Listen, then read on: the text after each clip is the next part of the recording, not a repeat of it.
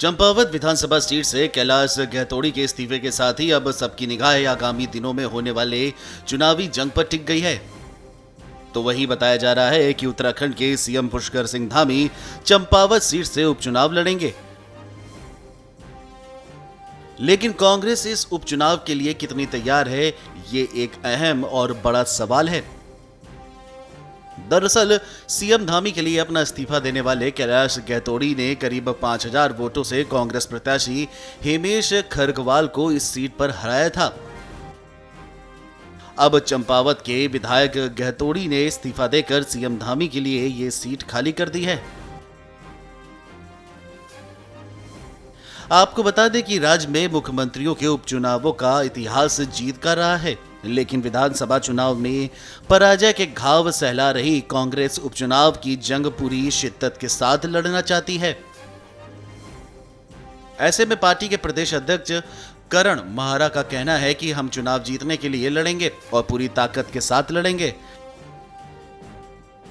इसके साथ ही उन्होंने आगे कहा कि प्रत्याशी कौन होगा, इस बारे में हेमेश खरगवाल से भी बात करेंगे और पार्टी के वरिष्ठ नेताओं से भी चर्चा कर चुनाव को पूरी गंभीरता से लड़ा जाएगा। आपको बता दें, इस बार चंपावत का समर मुख्यमंत्री धामी के लिए ही अग्नि परीक्षा से गुजरना नहीं होगा, बल्कि इस इम्तिहान से कांग्रेस के 3 क्षत्रप भी गुजरेंगे, जिनका राजनीतिक ठिकाना सहयोग से कुमाऊं मंडल ही है। चंपावत के समर में 3 बार भाजपा और 2 बार कांग्रेस विजय रही है।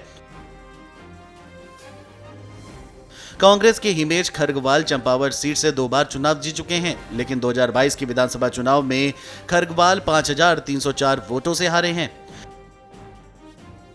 वहीं 2017 में भी उन्हें हार का मुंह देखना पड़ा था, लेकिन पिछले 2 चुनाव में उनकी हार का अंतर बेहद कम हुआ है।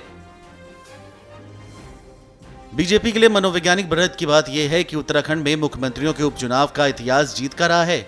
अब तक राज्य में एनडी तिवारी, बीसी खंडूरी, विजय बहुगुणा और हरीश रावत के सामने उपचुनाव की चुनौती आई। सभी मुख्यमंत्रियों ने अपने अपने कालखंड में शानदार जीत दर्ज की है। उपचुनाव में कांग्रेस किसी भी तरह का रिस्क नहीं लेगी। कांग्रेस के वरिष्ठ नेताओं ने साफ कह दिया है कि बड़ी सूझबूझ के साथ कांग्रेस चुनाव मैदान में उतरेगी। करण महारा भी इस चुनाव को गंभीरता के साथ लड़ना चाहते हैं। ऐसे में देखना यह भी होगा कि क्या कांग्रेस अपने पूर्व प्रत्याशी पर ही भरोसा जताएगी या फिर किसी अन्य प्रत्याशी को सीएम धामी के सामने चुनाव मैदान पे उतारा जाएगा। वहीं चंपावत सीट पर सीएम धामी के चुनाव लड़ने की स्थिति साफ होने के बाद कांग्रेस के भीतर भी गहन मंथन शुरू हो गया है।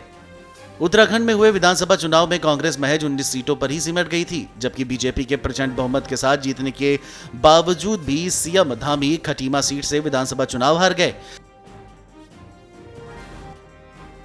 जिसके बाद नियमों के मुताबिक अब वो चंपावत सीट से उपचुनाव लड़ने जा रहे हैं। बीजेपी अभी से सीएम धामी की ऐतिहासिक जीत का दावा कर रही है।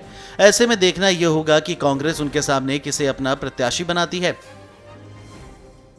क्या कांग्रेस यहां से प्रत्याशी रहे हेमेश खरगवाल पर ही भरोसा जताएगी या किसी और मजबूत विकल्प को आजमा सकती है? Video desk amarujala.com। डाउनलोड करें अमर उजाला ऐप और पाएं खबरें लगातार। अगर आप ये वीडियो YouTube पर देख रहे हैं तो हमारे चैनल को सब्सक्राइब करें और बेल आइकन को दबाना ना भूलें। अगर आप Facebook पर ये वीडियो देख रहे हैं तो हमारे पेज को लाइक करें।